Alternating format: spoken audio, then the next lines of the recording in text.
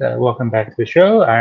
As always, I'm Chad Burdett, and the content manager, editor, interviewer here at Comic Watch. And today, my guest is Garth Brooks. Gareth. Gareth, yeah. Yeah, sorry, the whole English thing. But um, today, we're going to be talking about his graphic adaptation of the Complete Angular. Um, this book, I got an email about it about almost a year ago, and we've been trying to set this up. And then once the Eisner nominations came out, and I saw that Gareth had been nominated, congratulations, by the way. Uh, I definitely wanted to make this happen. So um, before we get into it, I just want to say I was in high school. I was on the quiz bowl, and I was the English person, and whenever the question was what's the oldest like published book, it was always the Complete Angler. So that's kind of my history with the book. But so now let's find out about you. Tell us about yourself as a comic reader, maybe cartoon reader, and as a creator. Okay. So I guess I'm of a certain age where when you're a kid, there are comics.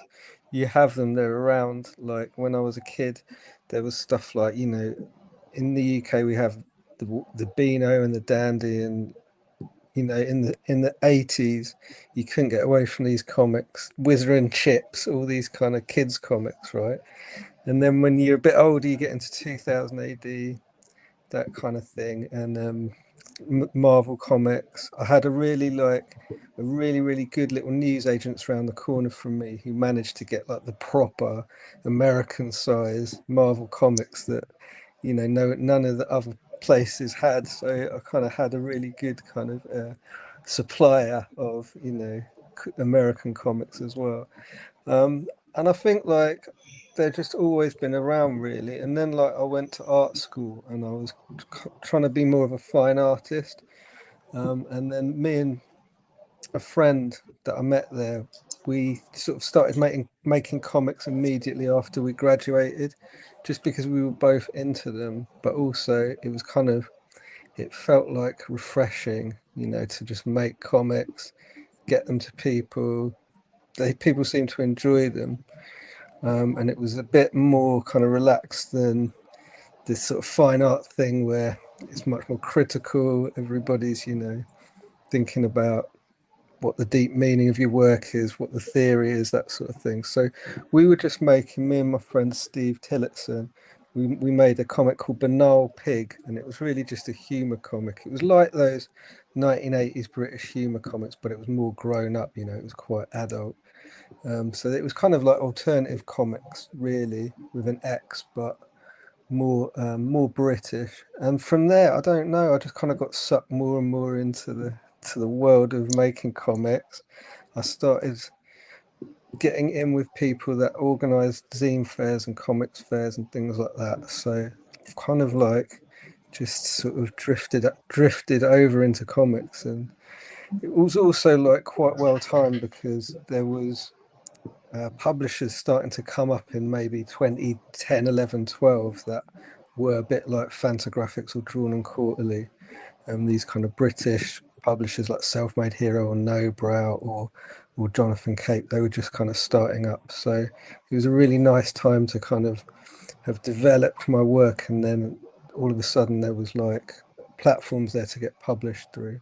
So yeah, that's what happened. Okay. Um, so first off, tell us about the Complete Angler for people or people watching who may not know what the book is and kind of the, I guess, the historical significance. Mm.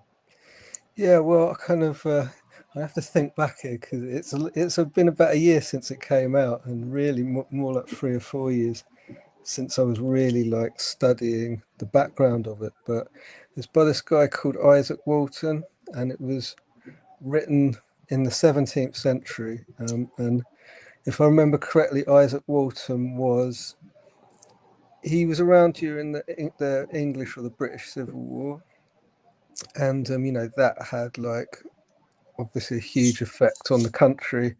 And in the kind of immediate aftermath of it, I think he got expelled from London. He was a royalist, so he was kind of on the king's side. In fact, I think he hid the crown jewels for the king.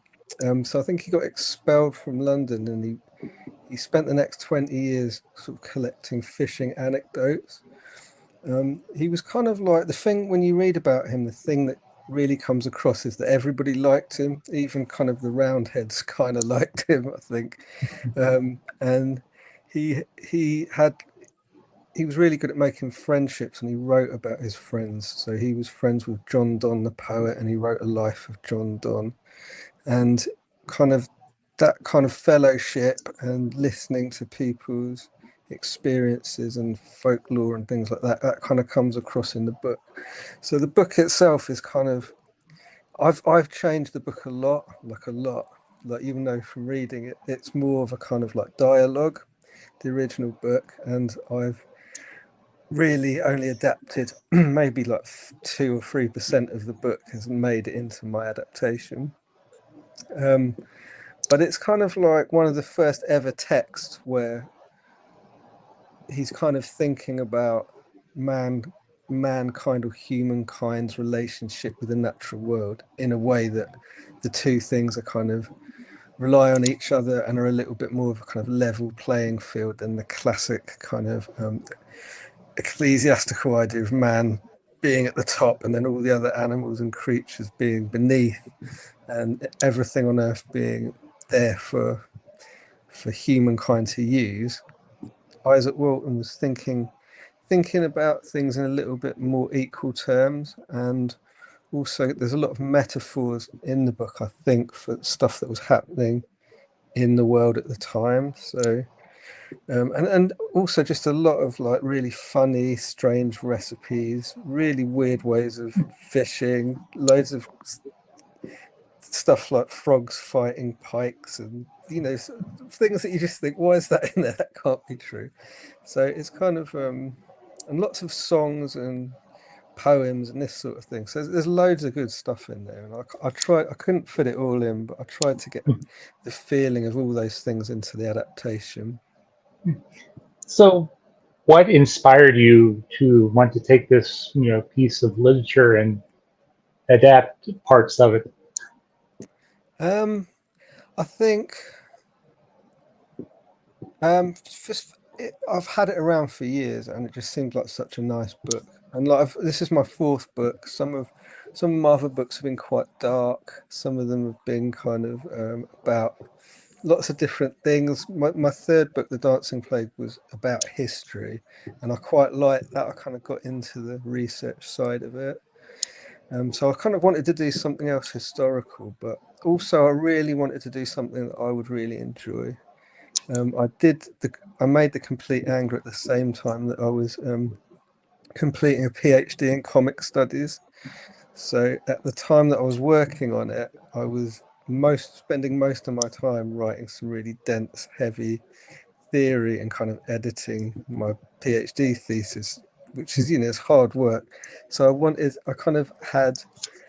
I decided that every Saturday would just be my day for working on something. And if that was going to happen, I wanted to do something that I would really enjoy. And I really, really enjoy making lino cuts.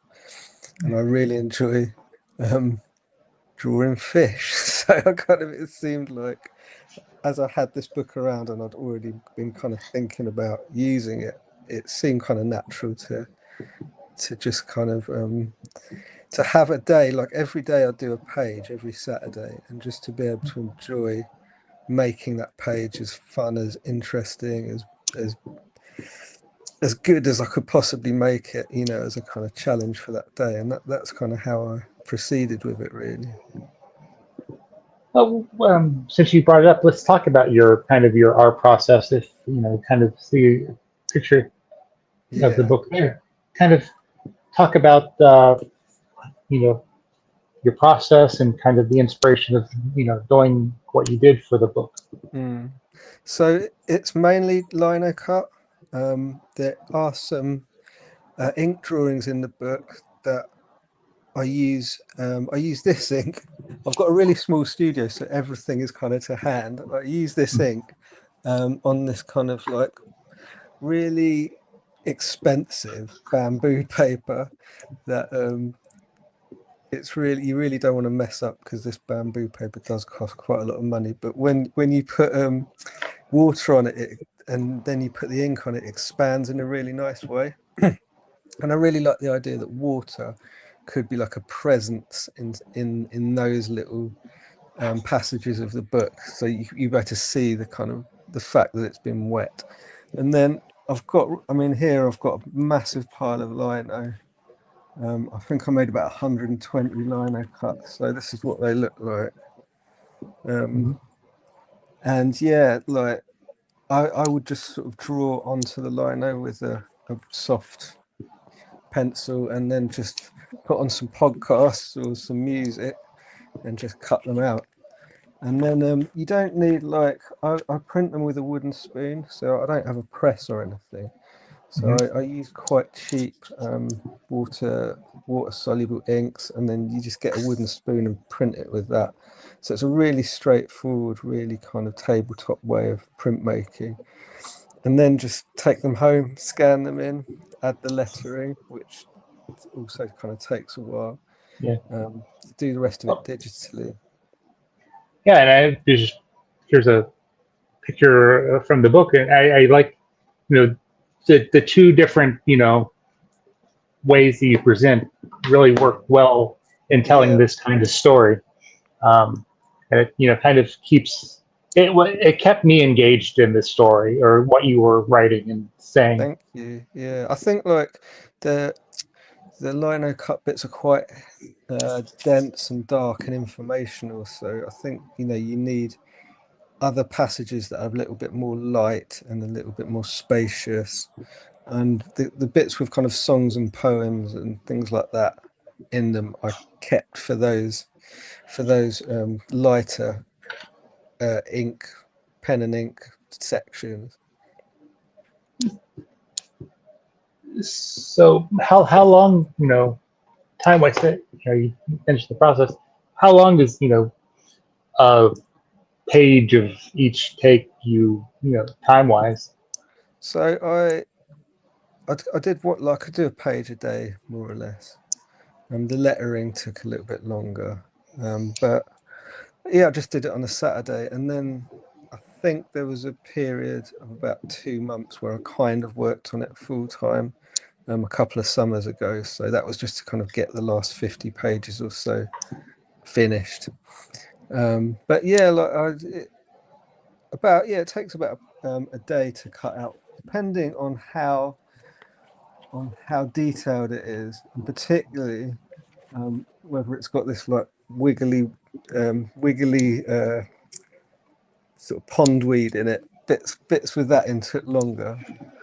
But depending what the image is, yeah, like I could do it in a day, and it's a really satisfying thing to print it out off at the end of the day and have that done. So, you know, what lessons, or did you take anything away from lessons learned for your craft away from the project that you hope to use on future projects? I think like one thing that I do is that I get bored with a process. So now I've done liner cuts, I probably won't go back to it for a long time. Like Mhm. my previous books have used embroidery, have used pyrography, um, and I tend to kind of I like the experience of kind of really struggling with a new material and trying to get it to work for you. I find that a really creative space to be in. So I probably won't take any lessons from it. I'll start a new process and do something new at some point. But I kind of I've um, I've kind of transitioned over as well a lot more into research and scholarship and academia about comics. So I'm spending a lot less time doing making comics now. So we'll see. Maybe I'll get bored with what I'm doing and come back and make loads of comics. But at the moment, I'm not doing an awful lot right now. So, are you an avid fisherman yourself, or? Um, Not really. Like I kind of when I was a kid, I went fishing, but I went fishing in this quite polluted canal where there wasn't really a lot of fish, and the fish that there were really small. But like to me, when I was a little kid, it was like a really kind of intense experience of nature. To kind of I found it fascinating the idea that there were fish just underneath the water that you could catch. So I guess kind of there's that. But no, I'm by no means a fisherman. Like they say, there's anglers and danglers, and I'm definitely a dangler. Like I'm not. I wouldn't call myself a fisherman by any stretch of the imagination. Like I live in South London, and there's like a lake round the corner, and there's these guys that take it really seriously and stay up all night in their tents trying to catch fish. And yeah, like I've never done anything like that, and I've never really caught a fish big and about that long either. But I do. I think it's really interesting, and when I was a kid, it was quite an intense um experience for me to go fishing. I don't really know why. Well, when this came out last year, we were I you know I too am a casual fisher, Yeah. but Okay. we were at the time that I got the press release about the book coming out. We were trying to get my son, who was 8 years old at the time, into Mm. fishing, and he was kind of into it, and so it kind of the synergy there just kind of was Oh, nice. Okay. Yeah. nice. Yeah. So Yeah. now we When I now was we only fish when we're camping. But okay, when I was younger, I had this book called Mr. Crabtree Goes Fishing. It was like a British book, and it was a comic, and this was like a daily comic in the Daily Express or something. And yeah, it was about Mr. Crabtree, who's like this sort of classic quintessential 50s man teaching his son to fish. And when I was a kid, I loved that comic. So yeah, there is a connection there with me as well, of like having learning about fishing through a comic. and I see that when the I guess it's still going on, but 10% of the sales from the book are being donated to the charity River Action. Yeah. Can you talk a little bit about that? Yeah, sure. Well, in the UK, we've we privatized all our water companies, and we've left all our rivers and all the water that we use in the hands of these private companies Oh, you who too. yeah, well, yeah, I know you guys have done that as well, but I don't know how it's gone over there, but it's been a complete disaster in the UK, and like they haven't invested in any kind of infrastructure at all, and as a result, the rivers are full of raw sewage, and the companies, private companies, were have been in denial about this for a long time, but lots of citizen scientists have been testing the water and doing a lot of work to prove that they've been dumping all this sewage and stuff. So River Action is a charity that supports that kind of work. And I just feel like it's the least one. There's not a lot of money in comics. You might as well give a bit of it Yeah. to the River Action. So like I was happy to be able to do that. And do a little bit, however small, to kind of try and support you know having clean rivers so that these fish will still be there in the future. Definitely, definitely needed. So, as I mentioned at the top of the interview, the book has been nominated this year for an Eisner. Were you Yeah. surprised about that? Are you excited? How do you feel? Yeah, I mean, I was completely surprised. Like, I mean, in the UK, we don't have any like comics prizes really, and kind of, um, the only ones that I know about are the ones, maybe the Angoulême ones in France, and then the Ignatz and the Eisner. But it never really crossed my mind that I would ever be nominated for either of those. So I don't know. I just got an email from my publisher saying, "You've been nominated for an Eisner. You're not allowed to tell anyone." So that was basically that. But yeah, I don't know. It seems a bit surreal, really. I don't know. Will you be Um, making the trip to San Diego? I don't think so. No, I think um, it'd be nice, but yeah, I don't. Yeah, probably Uh, not. I was going to say because it's just in a couple weeks. So if you probably Yeah, haven't made your reservations I now, probably then should have done it. Yeah, yeah. I mean, like I kind of I from what I've seen of San Diego, the Comic Con looks great and everything, but it's not my kind of thing. Is more the kind of small alternative fairs and things like right. that. I have done shows in the States, like Short Run in Seattle I've done, and I did in Canada I did TCAF, and those are the kind of ones that are more kind of my scene. Nice. Comic Con looks a bit scary, a little bit more kind of mainstream, and I don't know, maybe it's not. Maybe there's something for Uh, everyone. I've never been to San Diego. Probably will never make it to San Diego, but I Mm, do go to New York Comic Con every year yeah, because yeah. because I live just about 3 hours north of the city, so Mm, it's a local con, and so well local. yeah. Still expensive when you factor in the buy getting a hotel and all that. But, Yeah, yeah, yeah. I mean, that's the thing, isn't it? Kind of once you factor in all those costs, you can't. Ooh. Yeah, so you said you were getting more into comic book theory and stuff like that. Can you talk a yeah, little bit about that? Where your yeah. interests lie? I mean, it's kind of like it's just another weird little scene within a scene where kind of you can be around comics and make comics for years without really knowing that there's this whole like other little scene of academics thinking about and analyzing comics. So I kind of there is a bit of theory in there in the terms of the fact that I'm thinking about what I do in terms of how does the mediums and the artistic materials and the artistic processes that you use change the experience of the comic for other people, and how does technology play a role in that? That's kind of what I'm looking at. But being around comics academics and comics historians has made me appreciate comics more broadly so much more than I did before.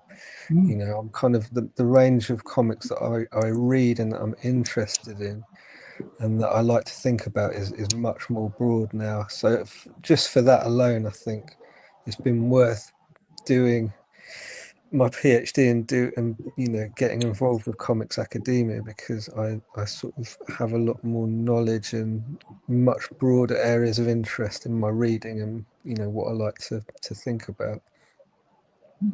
nice. So, anything else that you would like to mention about maybe this project or another project that you've worked on?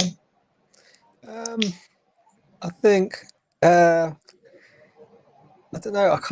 I'm terrible really. Like I work on something obsessively for years, and then as soon as it's done, I pretty much forget about it and just find a new obsession. So I just all I'd say is like if you enjoy this, if you read this book and enjoy it, check out my other books and check out some other creators over in the UK or in Europe, because there's quite a few of us around, but it's hard to get published over here, and it's even harder to kind of get distributed in the US. So yeah, Well, along those lines, who give me a list of people who you think well, people should check out.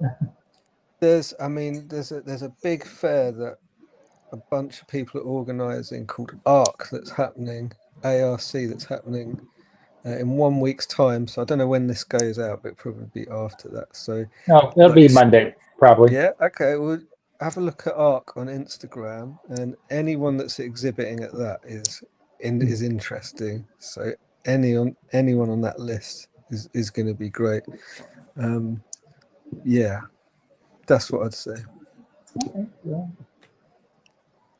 again, thank you for your time. Again, the book is the graphic adaptation of the Complete Angler, and it is now available for purchase through probably through your Self-Made Hero or find it at a bookstore or anything like that. Would you like to give one final, kind of pitch for the book and where people can find out more from you? Sure. Well, if you look on Self-Made Heroes website, if you look at their Instagram, it'll be on there. If you look at my Instagram, which is Gareth, just Gareth Brooks on Instagram, and my website's gbrooks.com. You can find out what I'm up to, and I just think if you like, I really wanted the book to just be a really, really pleasant, calm, congenial read. So if that sounds good to you, then check it out. Well, it was a nice book to. I read it, a year ago, and then I recently revisited it. I think last weekend while we were camping. So laying in the hammock at the campground, reading the book, kind of. Yeah. And then I went down to the creek and did some fishing and Oh, caught nice. caught three small mouth bass. But they apparently knew it was got the email and knew it was Father's Day when we were fishing. So Oh, great! That sounds idyllic. That's the perfect way to read it. well, Gareth, thank you for taking the time. I'm sorry it took a year to kind of get this, connected, but I really enjoyed our chat. And anytime that you have anything else that you would like to chat about, we're here to chat it with you if you so would like to. I'll be in touch. Yeah, my pleasure. Thanks for talking to me. All right. Well, you have a great weekend.